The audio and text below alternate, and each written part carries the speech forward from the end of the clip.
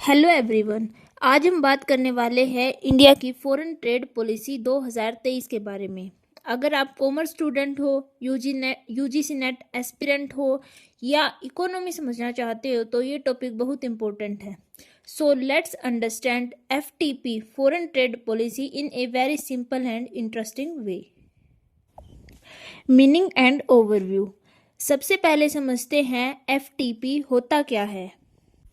Simple words में बात करें तो एफटीपी जो होती है वो एक गवर्नमेंट पॉलिसी है जो रेगुलेट करती है एक्सपोर्ट्स और इंपोर्ट्स को। इसके अंदर हम यह देखते हैं कि क्या एक्सपोर्ट्स होगा, कितना एक्सपोर्ट होगा और कितना प्रमोट किया जाएगा। ये सब जो है एफटीपी डिसाइड करता है। एक सिंपल लाइन के अंदर बात करें तो एफटीपी क्या होता है। It is a policy that guides how a country manages it's international trade.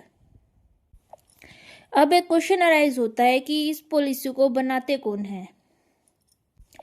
ये पॉलिसी फॉर्मुलेट की जाती है डीजीएफटी यानी directorate general of foreign trade के थ्रू, जो मिनिस्ट्री ऑफ कॉमर्स के अंडर आता है।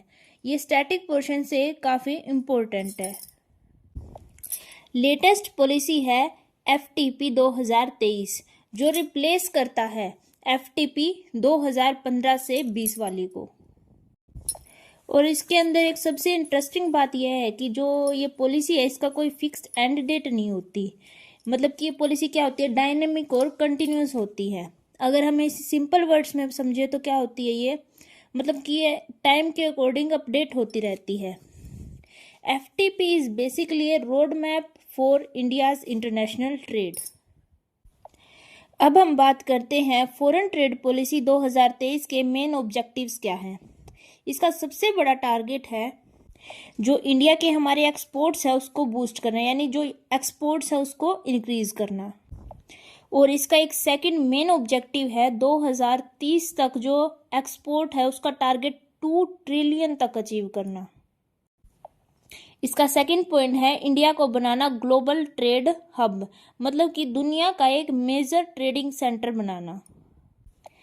Third one is promote ease of doing business. इसका मतलब क्या है कि बिजनेस को एक्सपोर्ट्स करना जो है इसके थ्रू इजी हो जाएगा।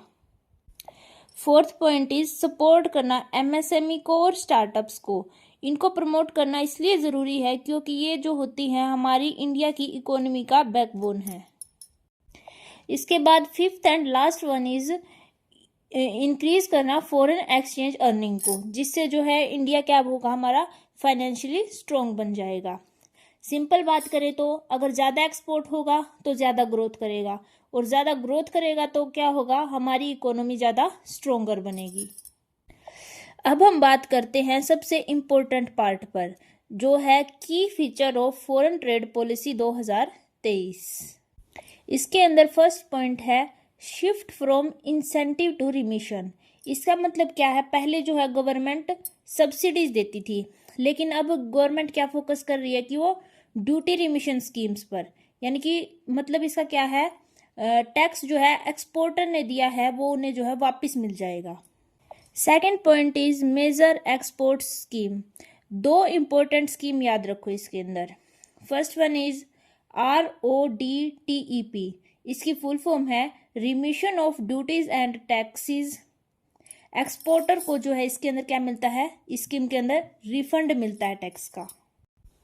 और इसके अंदर सेकंड स्कीम है ROSCTL scheme, rebate of state and central taxes and levies. ये किसके लिए बनाया गया है, ये टेक्सटाइल सेक्टर के लिए स्कीम है।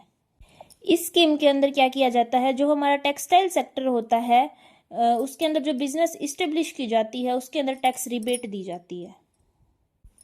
Third point is district as export hub, DEH। इसके अंदर क्या होता है, हर डिस्ट्रिक्ट को जो है एक स्पेशल एक्सपोर्ट हब बनाया जा रहा है। जैसे कि मुरादाबाद ब्रास आइटम्स में है, सूरत को टेक्सटाइल में।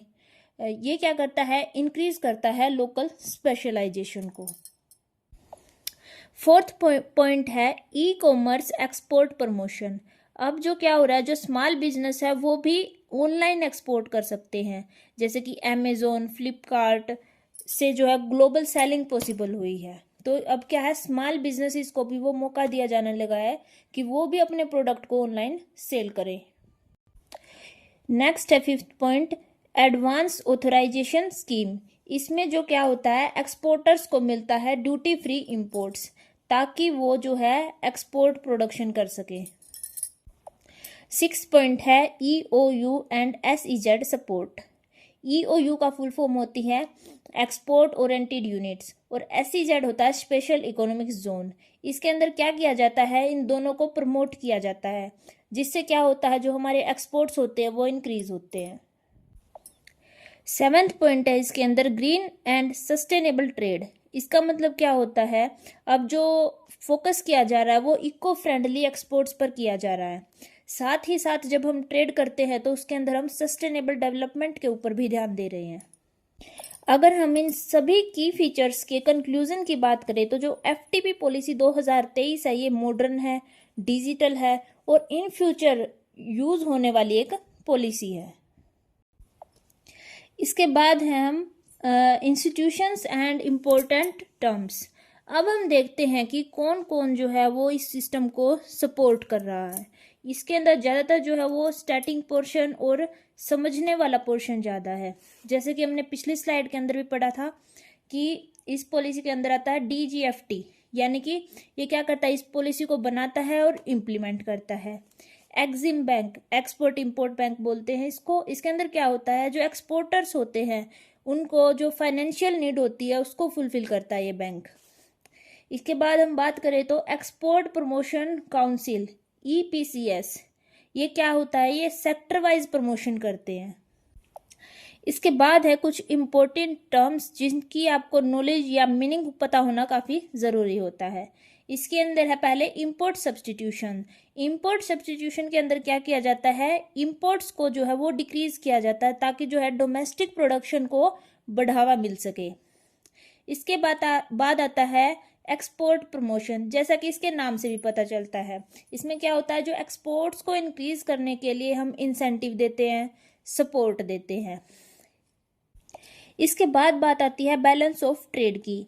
जो बैलेंस ऑफ ट्रेड है ये एक नैरो कंसेप्ट है, यानी कि बैलेंस ऑफ पेमेंट का एक पार्ट है बैलेंस ऑफ ट्रेड।